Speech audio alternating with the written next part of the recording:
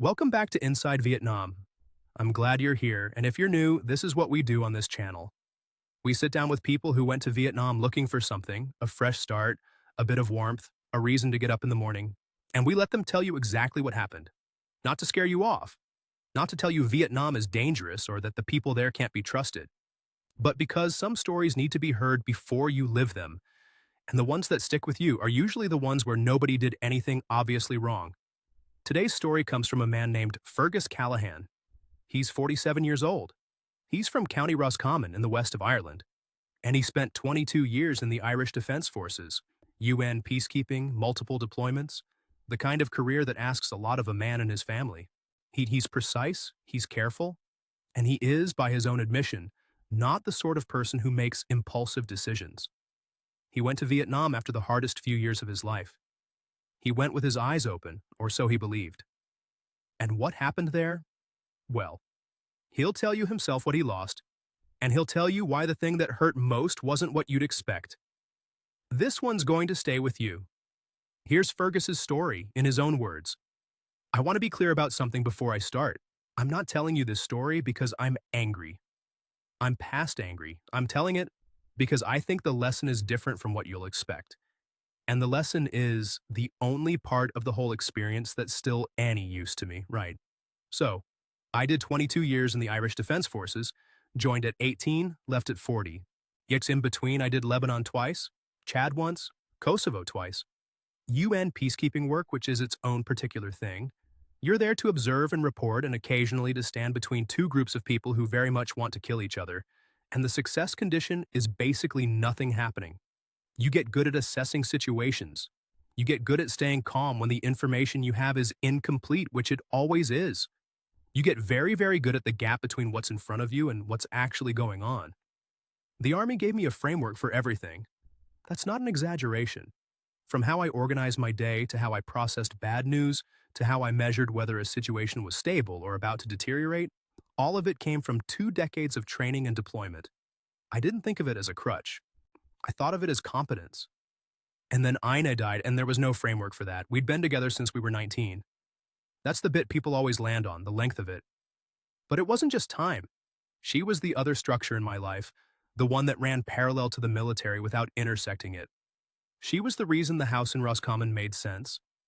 The reason I came home from Kosovo and could locate myself again. She'd go to Mass on Sunday, and I'm not religious, but I'd sit beside her because it was an hour of stillness with her in it, and that was enough. She was diagnosed in November. Ovarian cancer, caught late because she'd been dismissing the symptoms and so had the GP, and the less I say about that, the better. I was on the Cura when she rang. I got home as fast as I could, and she was diagnosed. And then she had surgery, and then treatment, and then she died in the following September. 10 months. I was there for most of it. They were decent about compassionate leave. But the particular Tuesday I wasn't there when the numbers changed suddenly and rapidly, I was 40 minutes away. I got there, and she was gone. I don't tell you this for sympathy. I tell you because it's the context for every decision I made after it, including the stupid ones. I stayed in the house for 14 months after the funeral. People expected me to fall apart in some visible way. Drinking, not eating, that sort of thing. But I wasn't built for that kind of collapse. What I did instead was function. I got up, I ran, I ate, I kept the house tidy, I answered the phone when people rang. I was extremely efficiently empty. Yet the house it still had her logic in it. Her handwriting on a notepad by the telephone, a list of things to do frozen at whenever she'd written it. Potatoes, Ring Shohanri Sunday, new light bulb for the hall. I left the notepad where it was for 14 months. Then I took it off the counter, folded it, and put it in a box. And then I rang an estate agent. The house sold in March. 88,000 euros cleared after the mortgage settled, which I put into a current account alongside my pension. The Defense Forces pension isn't enormous, a shade under 1,800 euros a month at my grade. But it's reliable, and reliable matters when everything else is approximate. I had no mortgage, no children, no one depending on me for anything. I had 2 suitcases and a financial situation that was, depending on how you looked at it, either very free or very precarious. I told my sister, Chauvin, I needed a year to clear my head. That's the phrase I used. She didn't argue. Siobhan has always been good at not arguing when arguing would help nothing. I think she understood that whatever I was about to do, I needed to do it without interference. And she trusted me to come back more or less intact. Which I did, more or less. The year, by the way. I knew when I said it that I probably didn't mean a year. I don't know what I meant exactly. I just needed a number that sounded temporary. I had a contact in Vietnam. Donald, a lad from my battalion who'd retired out there about 4 years earlier. He was in Da Nang, married to a Vietnamese woman, so living on his pension and apparently very content. He'd been messaging me since before Ine died, the gentle, persistent kind of messages that just kept the door open. Come over, it's cheap, it's warm, good food. And then the one that actually landed, nobody knows your business, that last one. In Roscommon, everyone knew my business, the looks. The careful way people spoke around the subject, and then suddenly into it. The neighbors who'd been wonderful to us during the illness and who now looked at me like I was a problem they didn't know how to solve. I was 47 years old and I had become the town's grief object. I needed to be somewhere I was nobody in particular. I'd looked at Portugal briefly, Spain, Thailand for about 2 days until I read more about it. Vietnam kept coming back. Partly Donald, partly the cost of living. It's partly some instinct I can't fully justify. I'd been to difficult places and come out the other side. I felt like I could navigate something complex. I booked a one-way flight to Ho Chi Minh City for the 1st of March. I told Siobhan 3 months, which was also not precisely true. I want to say I had a plan. I had the beginnings of the outline of what a plan might look like, which is not the same thing. I was going to sort out a service department, get my bearings, maybe visit Donald, maybe do some traveling around the country, figure out what came next at a speed that suited me. I had enough money to take my time and enough sense to not throw it around. I genuinely believed, a man who knew how to assess situations. The flight to Ho Chi Minh City was 11 hours. I had a window seat, so I slept for about 3 of them and spent the rest with my eyes closed pretending to sleep, which is not the same thing either. That's how I arrived in Vietnam. Alone, awake, with a reasonable amount of money and no structure whatsoever, which, as it turns out, is a fairly specific kind of vulnerability. And the thing about that kind of vulnerability is that you can't see it from the inside. You think you're fine. You think you're calm. You think calm and stable are the same thing. They're not. The first thing that hits you at Tan Son Nhat is the heat. Not gradually, just immediately, like walking into a room where something has been burning for a long time. It was 6 in the morning local time and already 30 degrees, and humid in the way that makes you question every clothing decision you've ever made. I had a fleece in my carry-on, and I don't know what I was thinking. I'd booked a service department on Lê Vân Sai in District 3 through a website before I left, 2 months paid up front, which came to about 14 million dong a month, roughly 520 euros, which even I could see was reasonable for what it was, small but clean. Air conditioning that actually worked. A little balcony overlooking a hem where someone cooked something that smelled of lemongrass every morning around 7. It was, practically speaking, fine. I called Donald that first evening. He answered on the second ring, which is unusual for Donald, who treats his phone like an inconvenience. "You're here then," he said. "I'm here." "Grand. How was the flight?" "Long." There was a pause. "You doing the tourist thing?" "For a few days, yeah." He made a sound that I interpreted as mild disapproval. "Just don't do the tourist thing wrong," he said. "Don't go to Bui Vien and drink with the backpackers. You'll end up thinking you hate Vietnam when you just hate Bui Vien." I told him I'd manage. He said come to Da Nang whenever I was ready. I said I'd get my bearings first. He said right, and we left it at that. The next 4 days were, fine is the wrong word. Functional. I did the War Remnants Museum on day 2, which I'd recommend to anyone who wants to spend an afternoon being quietly horrified. I walked from District 3 down to District 1, across the bridge into District 4, back again. I ate banh mi from a cart near the Ben Thanh market. 50,000 dong, about €1.85, and better than most sandwiches I've had in my life. I had safe suaja from a plastic stool on a narrow footpath while motorbikes streamed past close enough to touch and thought, right, this is a place, this is real, I can work with this. But by day 4, the aimlessness was louder than everything else. I can handle discomfort. I can handle danger, boredom, uncertainty about what comes next. What I cannot handle, it turns out, is days with no shape. In the Army, there was always a shape. A briefing time, a task, a handover, a debrief. Even in the worst postings, there was structure holding the day together. I'd been in the Roscommon house for 14 months after Ein died, and there had been some structure to that too, in a grim sort of way. The grief was a kind of schedule, if nothing else.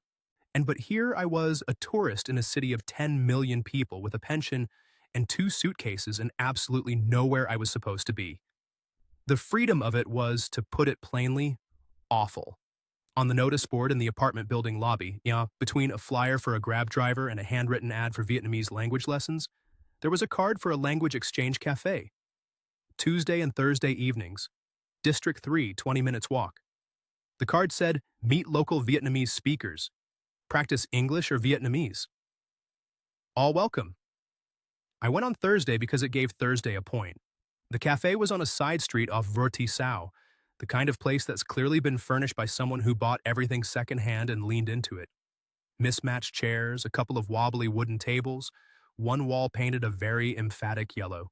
Now the smell was strong coffee and something floral I couldn't identify.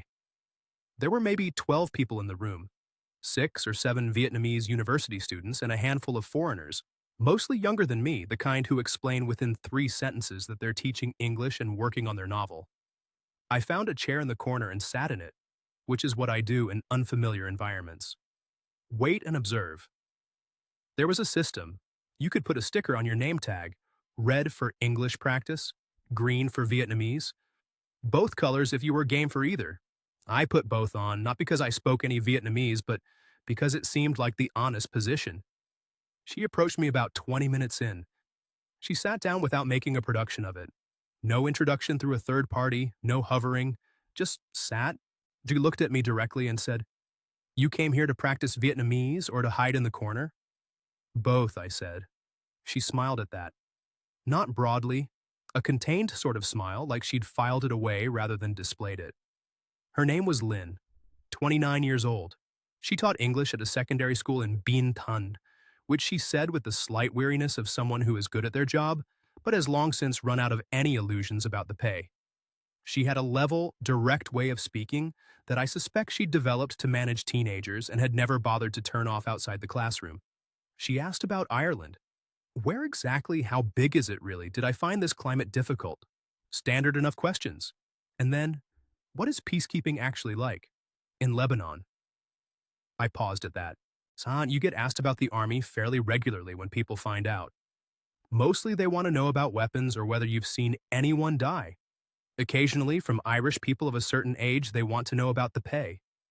Nobody had ever asked me specifically what peacekeeping is actually like. It's not a glamorous word. It doesn't invite the questions that combat does. I told her it was mostly watching.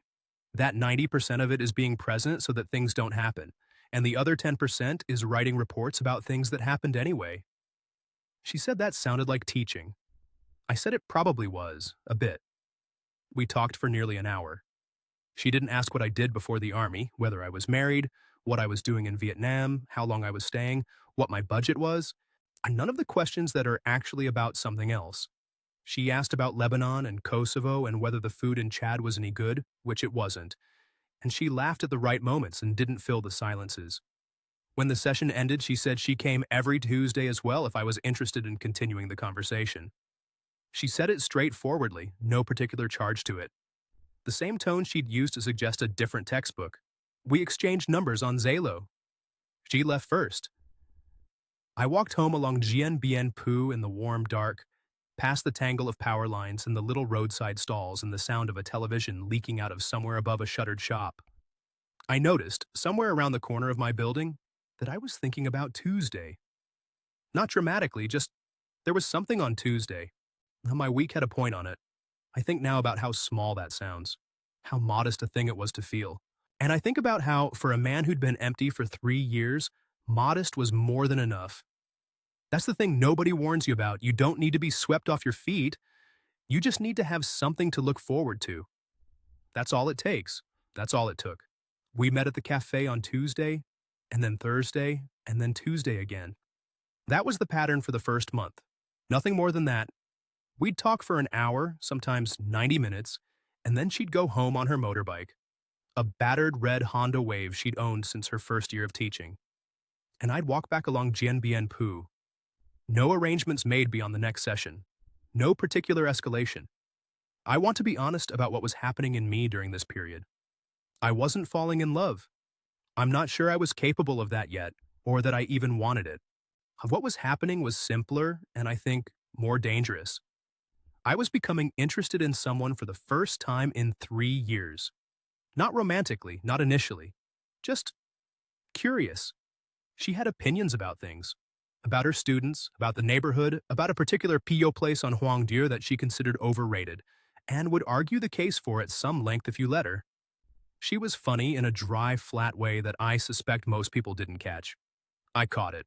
Around week 3, she suggested the Ben Thange market on a Saturday morning, just to walk around. Not a date. She was clear about that in the way that Vietnamese women can be. Not awkward about it, just accurate. She wanted to show me where to buy decent produce that wasn't priced for tourists. I had no reason to say no, so I didn't. We walked for 2 hours. Odd she knew everyone. Not personally, but in the way of a local who understands that these interactions have a grammar, and that if you use the right grammar, the price drops 20%. She bought lemongrass and mangoes and a small bag of dried shrimp, and she explained each purchase with the patient precision she probably used on her lower secondary students when introducing new vocabulary. I bought a bag of safé because I'd run out, and she told me I'd overpaid. She wasn't wrong. Week 5 she cooked for me. Her apartment was in Binh Thanh, up 2 flights of exterior stairs in a narrow building off a hem on So Viet Nghệ Tin. Small, very clean. A shelf of English-language paperbacks. Graham Greene, a couple of Ishiguro, some crime novels I didn't recognize. On the table, in a stack of students' exercise books with corrections in red pen. On the wall near the door, a small family altar. Incense holder, a photograph, a glass of water. Everything had a place and was in it. She made bun bo hue, the Hue-style beef noodle soup, which is nothing like pho, spicier and richer, and with a particular smell from the shrimp paste that takes some getting used to. She'd made the broth from scratch, which takes hours. I didn't ask about that until later. She said she'd started it in the morning, before school. I thought about that detail. I still think about it, actually, though I'm not sure what conclusion to draw from it. She was, demonstrably, a person who lived a real life. A salary, a flat, a stack of marking, a motorbike with a dent on the left panel from a collision with a taxi 2 years ago that she described with considerable irritation. She was not a fantasy. She was not a performance. And that, after 3 years of being handled, and 2 months of being a tourist in my own life was an enormous thing. I have to be honest with you about something. I was aware of the stories. Donal had mentioned a few in the casual way he had of mentioning things, without quite stating them directly. I'd read some accounts online before I left. The forums, the YouTube channels, the bitter men warning other men. I knew the shape of the thing people described. Fast attachment, early money requests, escalating financial involvement. I was watching for it. I told myself I was watching for it. Lynn didn't fit the shape. She moved slowly. She never asked me for anything. She paid for her own coffee at the sessions every time, even when I tried to cover it. She visited her parents in Bien Duong province most weekends, a town about 40 minutes north by motorbike, and she didn't invite me, which I read as a healthy understanding that we weren't yet whatever would warrant meeting her family. That seemed right. That seemed correct. There was one thing I noticed around month 3. I hadn't met any of her friends. Not one. I'd met the cafe regulars, some of her students in passing once when we'd walked by her school, a neighbor in her building who'd nodded at me without much interest. But no friends. No one she'd introduced as someone from her life. I told myself she was private. And that was probably even true. I'm private too. I hadn't introduced her to anyone either. Although in fairness, I didn't know anyone to introduce her to. Still, I filed it and moved on. The money during this period was not the issue it later became. I want to be precise about that. I was earning, with the pension, about 1,800 euros a month. She was earning about 12 million dong, roughly 440 euros. That's not an unusual gap between a Western pensioner and a Vietnamese secondary school teacher. But it's significant enough that the question of who pays for things has an obvious answer. I paid for meals when we ate together. I paid for a weekend trip to Phuquoc in month 3. She'd never been. And the flights from Tan Son Nhat were cheap, and I wanted to see it. Total cost for both of us. Flights and a modest guest house near Long Beach, around €650 all in. She brought a book and a bag of dried squid for the beach and seemed genuinely happy, which was not a complicated thing to be around. Her phone died in month 2. I just stopped working mid-conversation one evening and wouldn't restart. She mentioned it the following Tuesday without distress, the way you'd mention a minor inconvenience, not a crisis. I said I'd sort it. She said I didn't have to. I said it was nothing. And it was nothing financially. 8 million dong, about €300, for a decent mid-range replacement. 1 month of her mobile cost her a week of mine. That's just arithmetic. I know how that sounds. I know people watching this are saying, there it is, there's the first one. And maybe they're right. But I'd ask you to put yourself in that position for a moment. A man with a reliable income, sitting across from a woman who earns less in a month than he spends on groceries, and her phone has died, and replacing it costs him the equivalent of a meal out in Dublin. What would you do? And I did what seemed like the normal thing. I didn't think of it as a transaction. And it wasn't. Yet, I called Donald around this time, just to check in. He asked how I was settling in, and I said, fine, which was true. He asked if I'd met anyone, and I said there was someone I was spending time with. He asked, is she a good person? I said I thought so. There was a pause that I didn't interrogate at the time.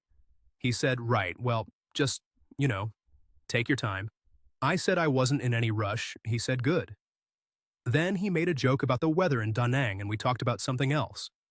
About 3 weeks after that call, Lynn mentioned at the end of a Tuesday evening that her parents had asked about me. Her father wanted to know when they would meet the Irishman. She said it the way she said most things, straightforwardly, as information rather than request. Her parents were curious. That was normal. What did I think? I said yes without hesitation. I think about that now. Not the yes. That part was reasonable. But the without hesitation. A man who'd spent 22 years learning to pause before acting, who'd developed an instinct for taking a beat before any decision that might commit resources or exposure, said yes to meeting the family of a woman he'd known for 4 months without a single moment of consideration. Because that's what you do. When things feel normal, you do the normal thing. She was just a person. Not a transaction. I was half right. The family home was about 40 minutes north of the city on a provincial road that ran through flat. The scrubby land dotted with repair shops and soft hay stalls and the occasional chicken wandering across the tarmac. Lynn drove her Honda Wave and I followed in a grab car, which she'd arranged because she said the road was confusing for foreigners, which I suspected was also a way of controlling the arrival on her terms. I noticed that. I didn't say anything about it. The house was on a side street off the main road in a town called Ben Cat. Modest, 1-story, built from concrete block and painted a pale yellow that had weathered to the color of old paper. A low wall at the front with a metal gate, a yard with a motorbike under a tarpaulin, potted plants lined up along the step. Clean and orderly in the way of houses that are cared for by people who don't have money to spare. Her father came out first. Mid-60s, broad through the shoulders, the hands of a man who'd spent 40 years doing mechanical work. He ran a motorbike repair shop off the main road. I could see it from the gate, a corrugated roof and a row of Hondas in various states of disassembly. He looked at me for a moment without expression, then said something in Vietnamese that Lynn translated as welcome. He shook my hand. His grip was calibrated, not testing, just noting. He brought tea, bitter melon, a particular shade of pale green in a small glass, and bitter in the way that requires a deliberate decision to finish. He watched me drink it without expression. I finished it without expression. There was a pause, and then he said something to Lynn, and she said, he says you are a serious man. That was clearly meant as the highest possible praise, and I received it as such. I think about that phrase now, a serious man. Predictable, he meant. Reliable. A man who drinks bitter tea without making a face, who keeps his reactions inside, who can be counted on not to suddenly change. I took it as a compliment. It was a compliment. It was also an assessment result. Her mother was warmer, more openly curious, asked about Ireland through Lynn with genuine interest. The weather, the food, whether it was true it rained every day, did I miss it? The younger brother Min was 22, doing a vocational course in electrical systems at a college in Bien Duong City, amiable and a little distracted in the way of young men who find adult social occasions mildly tedious. He shook my hand, asked if I liked football, seemed satisfied when I said I followed it enough, and then checked his phone. I understood I was being evaluated. I've been evaluated by officers in 3 countries. I know what an assessment looks like even when it's conducted over tea and bowls of goi kwan in a family courtyard. What I didn't fully account for was the thing Lynn had explained to me in passing, maybe a month earlier without particular emphasis, that she was the eldest child, and that in her family, as in most Vietnamese families, that came with obligations that weren't optional or negotiable. Her parents expected her to provide for them as they aged, not because they were grasping, but because that was simply the arrangement. The world worked that way here. She'd stated it as a fact of geography, like the humidity.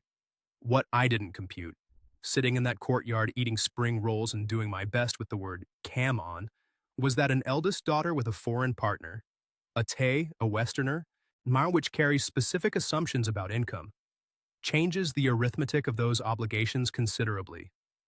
That should have been the moment I thought harder about what I was sitting in the middle of. It wasn't. The financial involvement, looking back, had a rhythm I couldn't see at the time because each piece arrived separately.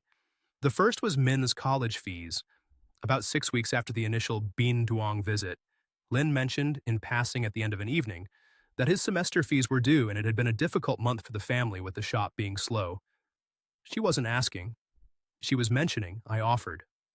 14 million dong, roughly 520 euros. He got his fees paid. I thought nothing more of it.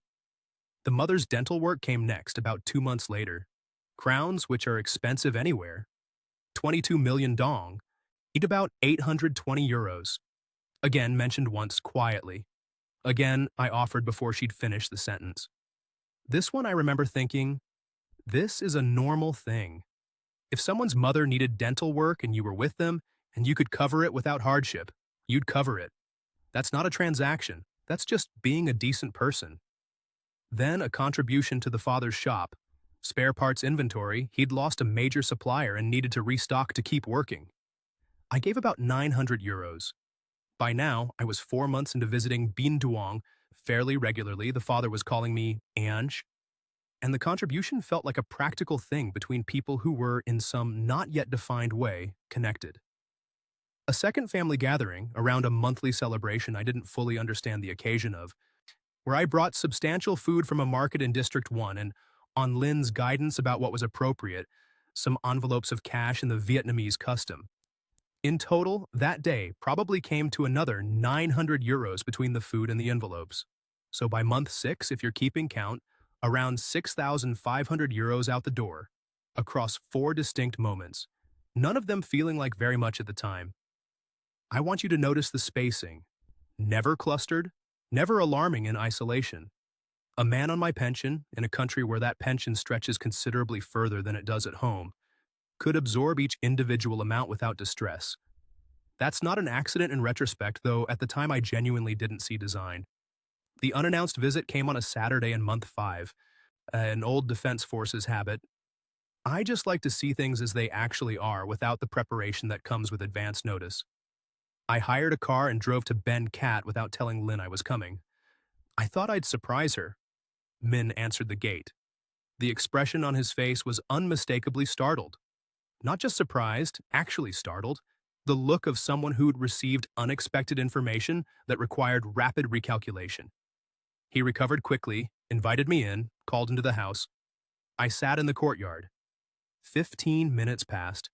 Then Lynn appeared, from the direction of the side gate rather than the house entrance. She said she'd been at a neighbor's. Her tone was entirely smooth, entirely natural. I cataloged it and then I closed the file. I knew how to do that. I'd done it in Kosovo when a local liaison's account of an incident changed between tellings, and pushing on the inconsistency would have made everyone's situation more difficult without changing the outcome. You close the file. You continue the mission. I'm not proud of that particular skill, as it turns out. A few weeks after the unannounced visit, Lynn told me about the house. Not a request? Not yet. Context. Her parents were getting older. The grandmother was being moved in from a village further north because she could no longer manage alone. The current structure, the yellow concrete block house, had a roof that had been compromised by flooding the previous rainy season. The family had land. What they didn't have was capital. She mentioned this over calm tam at a place near her apartment matter-of-factly, talked the way she might mention that the semester had started. She wasn't asking for anything. She was constructing the environment in which asking would eventually make obvious sense. I listened. I nodded. I said nothing in particular. But I didn't ask the questions that a man who closes files and continues the mission should have asked. How much would a renovation cost? Who would manage the funds? What would my involvement look like, practically and legally? What was I actually being invited into? I didn't ask any of that. I just thought, this is a family trying to care for its oldest members in the way their culture has always demanded. That's not manipulation. That's just what family is. Which was true. Partly. The house conversation took about 3 weeks to become a proposal. That's the right word for it, I think. Proposal. Not a request. There's a difference, and I should have noticed it. It went like this. The first conversation was context, as I described. The second was more specific. She mentioned that a builder in the area had assessed the roof and said it needed replacing before the next rainy season, or there'd be structural damage. She mentioned the figure the builder had quoted. She was talking aloud, not to me exactly, in the way you work through a problem in the presence of someone you trust. The third conversation, about a week later, was shorter.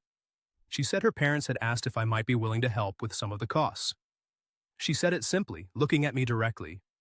Her parents had asked, not her. I already knew foreigners couldn't own land in Vietnam. I'd read enough before I came to know the basic legal situation. Land title stays with Vietnamese citizens, full stop, and the So Jo, the red book that certifies land use rights, would never have my name on it. I knew this. I told myself it was a technicality. I'd signed documents in Lebanon that carried exposure I couldn't fully account for. Risk, in my experience, was manageable if you understood what you were taking on. What I was taking on here, in plain terms, was giving money to a family whose property I had no claim to, in a country whose legal system offered me no recourse for a building I couldn't own. And I did it. I did it because the flood damage in the photos Lynn showed me was real. You could see the waterline on the interior walls, the ceiling joists dark with moisture. I did it because I called Donald, who put me in touch with a builder contact of his near Bien Duong, who confirmed the quoted cost was roughly fair for the region. And I did it because Lynn cried when I agreed. Not dramatically, she just went quiet for a moment, and then she cried briefly and said thank you in a way that didn't sound like a performance. And I don't know what that was. I still don't. The first tranche was 216 million dong, roughly 8,000 euros, for the roof structure and materials. I transferred it from my Irish account in early August. I watched the roof go up on video calls, which Lynn made from the site, holding her phone up so I could see the progress. The builder waved at the camera. It was real. The roof was real. That felt significant. I visited Da Nang that September to see Donald. A week on my K Beach, good food. A slower pace than HCMC. Donald's wife cooked bun cha one evening and we ate on the balcony while the lights came on across the river. Donald asked about Lynn. I told him about the house project. He listened without interrupting, which is not his natural mode. Then he said, "Make sure you understand what you're building." I said I did. I thought he meant logistics, the structural work, the timeline, whether the contractor was reliable. He knew the area. He knew how these things could go wrong practically. So I said yes, I'd done the due diligence, the roof was solid work. He nodded. He refilled my glass. We talked about something else. I understand now that he wasn't talking about the roof.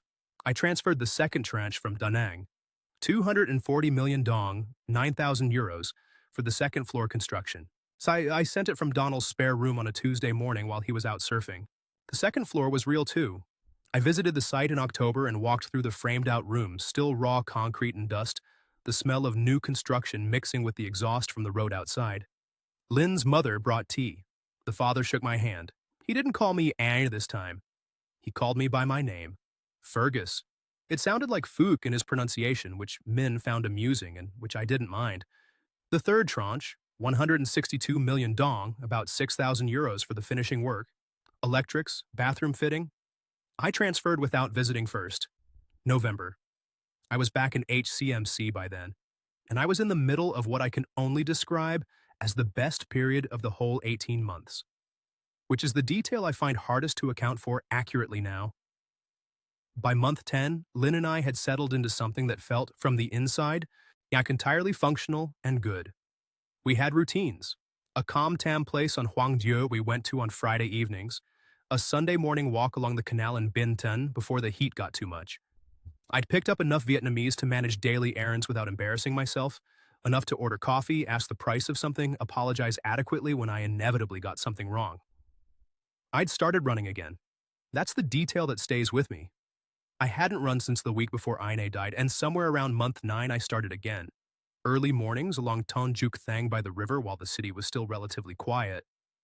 It was the first time since Roscommon that my body felt like something I lived in rather than something I was operating.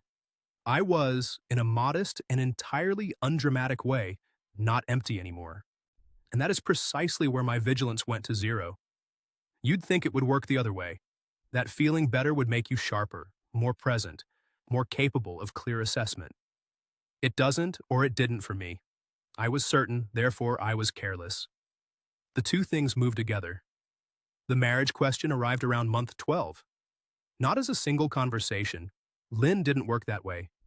It came as a series of mentions spaced out, each one reasonable in isolation. Her parents were traditional. She was 30 now. She said this with a directness that acknowledged the cultural weight of it without sentimentalizing it. My tourist visa situation was increasingly awkward. I'd been doing the bureaucratic shuffle every 90 days. A visa run to Phnom Penh in October that cost me 2 days and about 180 euros in total when you counted the bus, the border fees, the night in a guest house. A spouse visa would solve all of it cleanly. She presented this as information, which it was, and I wasn't opposed. That's the part one have to sit with. I examined my own reaction carefully. I'm trained to do that, to check the difference between what I feel and what I've assessed. And I was genuinely not opposed to the idea of marrying her. Not because I was in love with her the way I'd been in love with Ine. I want to be precise about this. It wasn't that. What I felt was oriented. She had given me orientation for a year. She was in my week. She was in my plans. She was the person I described things to at the end of the day. And the thought of that stopping was frightening enough to feel like a reason to stay, which is not the same thing as love. I understand the difference. I understood it then and stayed anyway. I said I needed to think. I booked a flight to Dublin, 10 days to see Siobhan, to stand somewhere that wasn't HCMC and see how things looked from there. I told Lin it was admin. I told Siobhan everything was fine, just needed to sort some paperwork. Both statements were approximately true and substantially incomplete. I stood in Siobhan's kitchen in Athlone on a Thursday evening while she made tea, and I noticed that I missed Ho Chi Minh City. The noise, the heat, the particular light at 7 in the evening when the whole city is out on its motorbikes, and everything smells of exhaust and street food and something floral from the trees they plant along Le Loi. I missed it.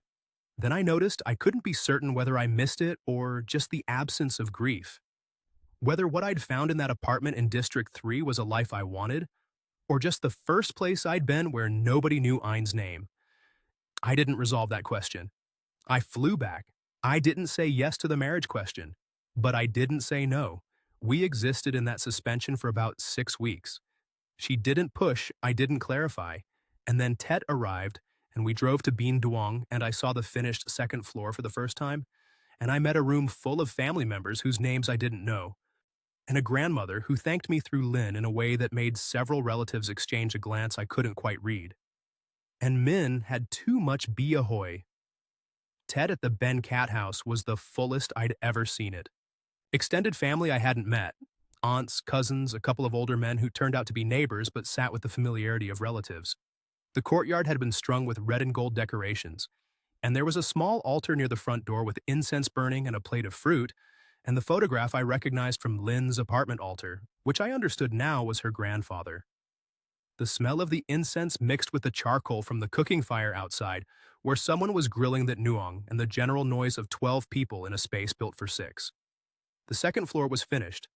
I'd seen it in pieces on video calls, but this was the first time I stood in the completed rooms. 2 bedrooms, a small bathroom, the electrics done, tiled floors.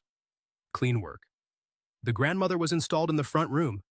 Deet, a small woman in her 80s who held my hand for a moment, when Lynn introduced us and said something at length that Lynn translated as, "She thanks you for giving the family a proper house." Several people in the room went slightly still when Lynn said this. A couple of them looked at me. A couple of them looked at Lynn. I noticed the stillness. I didn't know what to do with it, so I said something polite and moved on. Min got drunk across the course of the evening in the way of someone who starts early and maintains a steady pace rather than accelerating. By 9 o'clock, he had the loose, benevolent quality of a young man who feels the world is going well. He ate a lot. He told a long story to his cousins that made them laugh. He clinked his bottle of 333 against mine 3 times without particular reason. Been late in the evening, it was past 10, the children had been put to bed upstairs, the older relatives had found chairs. Min said something to Lynn across the table. Vietnamese, quick, casual, the tone of an offhand remark. I didn't understand it. Lynn responded briefly and Min laughed and reached for another beer. I thought nothing of it. About 20 minutes later, a woman touched my arm. Mid-50s, a neighbor I'd met once before. She'd been at a previous family gathering and had said a few words to me in careful English, which she'd explained she learned from Korean drama subtitles and considered a reasonable substitute for a teacher. She looked at me now with an expression that I can only describe as the face of someone who has decided to do something they're not certain is the right decision. She said, "Is quietly, the brother asked if the Irishman is paying for the back extension too." Then she stepped away. I kept my face still. 22 years of standing between groups of people who wanted to harm each other had given me good control over my face. I looked at the family table. There were papers on it. Planning documents. I could see the outline of a structural diagram, the kind a local builder would sketch by hand. Partially under a bowl of mootet. Not hidden, just not shown to me. I finished my tea. I helped carry dishes to the kitchen. I said goodnight to the grandmother and the father, and told Lynn I was tired. We drove back to HCMC. She talked about the family for a while, who'd put on weight, what her aunt had said about a cousin's new job. I said yes in the right places. My face was still. I waited 24 hours. So this was deliberate. In my experience, asking questions from inside an emotional reaction produces worse information than asking them from a neutral position. I needed to be neutral. The following evening, I asked her about the back extension. What was it? Who was planning it? How long had it been in discussion? Her answer came back without a pause. It was just initial ideas, nothing decided. The father had asked a builder for a rough quote months ago and nothing had come of it. It wasn't something she'd thought to mention because it was so preliminary. I listened to all of it. I noted that the answer had the quality of something rehearsed. Not the content exactly, but the pacing. No hesitation before the first sentence. No moment of accessing memory. It arrived fully formed. I asked one follow-up question. When, approximately, Ak had her father first discuss the extension with the builder. A seam appeared. Not in what she said, the answer was still smooth, but in the half-second before she said it. A recalibration. Small. But I've spent a career reading the gap between what people say and what they've decided to say. And that gap was there. I didn't press further. I said, right, okay, thanks. We moved on. That night, I began the reconstruction. I have a particular way of working through problems that I developed in the Army. You list everything you know in chronological order without interpretation, and then you look at the shape. The shape tells you more than the individual facts. The shape here was this. The house renovation had been mentioned within 3 months of us meeting, framed as context.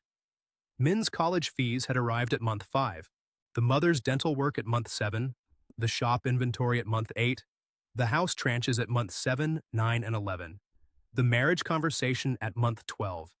Never clustered. Always after a period of warmth and stability. Always introduced as information or circumstance rather than direct request. and now a back extension. Undisclosed, apparently already in the planning stage. I sat with that list for a long time. I'm not going to tell you it felt like a revelation. It felt like a confirmation of something I'd been refusing to look at directly for about 6 months. I want to say something carefully here because I think it matters. I still don't know if Lynn loved me. I genuinely don't know. I know that she managed me financially. I can prove the pattern.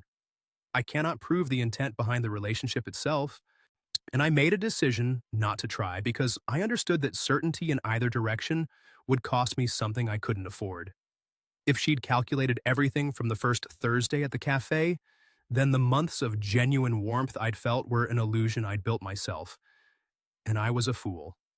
If she genuinely cared about me and also managed me financially at the same time, which is the more uncomfortable but probably more accurate possibility, then the warmth was real and the management was also real and I was a different kind of fool. Both options had the same endpoint. The money was gone either way. I made my decision over the following week. Quietly. I'm good at quiet logistics. I contacted my Irish bank and confirmed my account details. I did a full accounting of my remaining savings, 56,300 euros after everything. Now, if the pension was untouched, I was, as these things go, survivable. I booked a flight to Lisbon with a connection to Dublin for the following Tuesday. I chose Lisbon because I'd never been and had no associations with it, which was the only criterion I had. I told Lynn I had a family matter at home that needed sorting in person. She accepted this. She didn't ask for details, which I noted. The last few days were the hardest part in a way I hadn't expected. She became more present, more attentive, more affectionate. The small gestures that had always been part of how she was. I didn't know whether she knew something was wrong and was responding to it, or whether this was ordinary. I still don't. I didn't know what to do with any of it, so I did nothing. I went quiet in the way I go quiet when I'm processing something. She probably felt it. On Tuesday morning, I packed my 2 suitcases, the same 2 I'd arrived with 18 months earlier, and booked a grab to Tan Son Nhat. Lynn was at work. She'd said goodbye that morning the way you say goodbye when someone is coming back. I said goodbye the same way, which was not entirely honest, but a confrontation wouldn't have changed the accounting and I didn't have anything I trusted myself to say. From the departure lounge, I sent a Zalo message saying I'd arrived safely at the gate. Then I turned my phone face down on the seat beside me in the same gesture I'd noticed in her and filed all those months ago. I didn't message again. She did, twice. I read them both. I didn't reply. The plane lifted out over the city at dusk, and I watched HCMC spread out below. The tangle of streets and the river catching the last light and the motorbikes too small to see, but somehow implied by everything. The whole churning specific fact of the place. And I thought about Ayn for the first time in months. Not with sadness exactly, just the awareness of her. The way you become aware of a sound once the room goes quiet. I closed my eyes somewhere over the South China Sea, and this time I actually slept. Lisbon was the right choice. I knew it within about an hour of arriving. I'd been to a lot of places by then.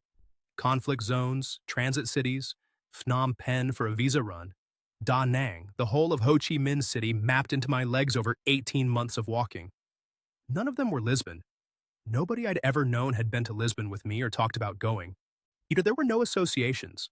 It was just a city with good pastries and hills and the particular quality of Atlantic light in March that makes everything look slightly more provisional than it is. I walked for 4 days.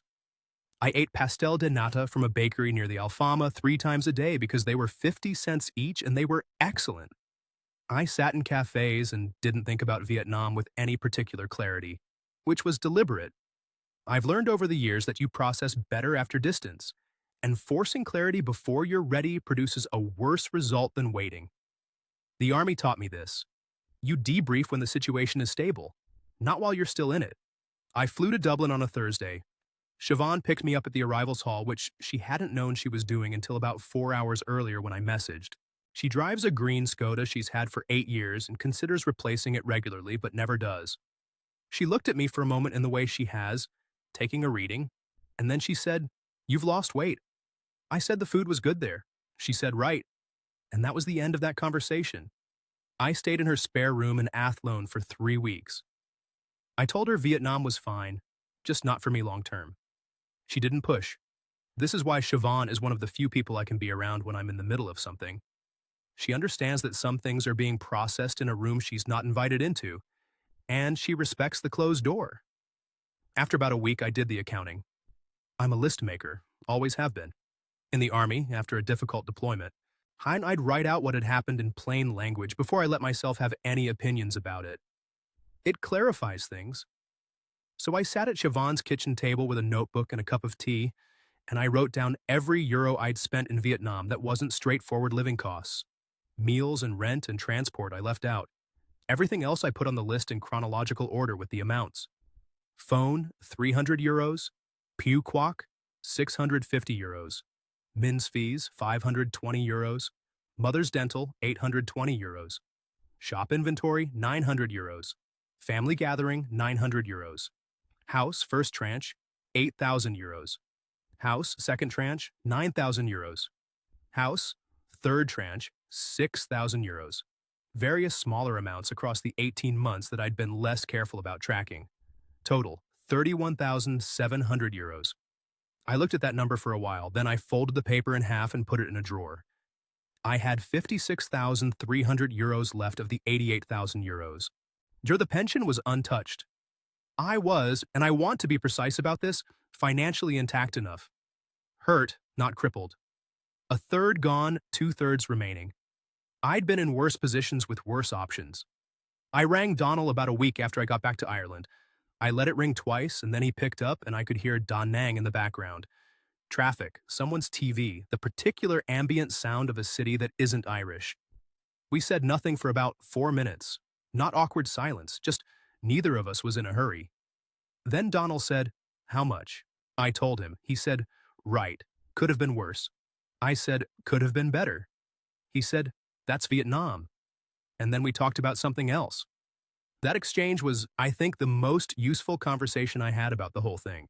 And it came in under 30 words, and it contained everything that needed to be said.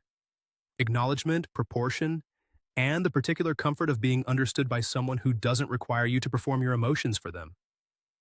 Now, I want to try and say something honestly about what I actually lost, and in what order of significance. The money was real. 31,700 euros is not nothing. That's nearly 18 months of my pension. That's a meaningful fraction of what I'd built over a lifetime.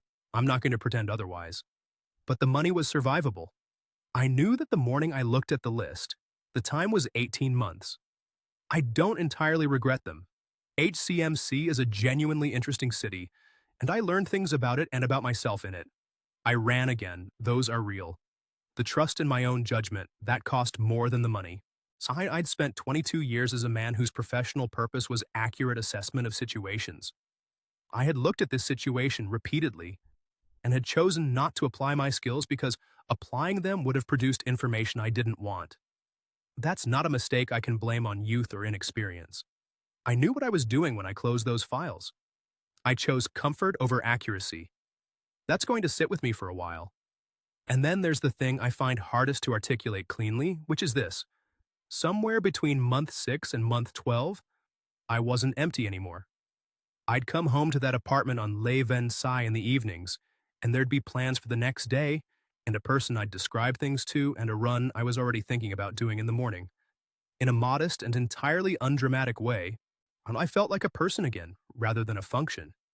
Those were the first months since Ine where I'd felt that. I can't fully trust those months now. I don't know how much of what I felt was real, and how much was the gap in me filling up with whatever was available. And that's the actual loss. Not the 31,700 euros.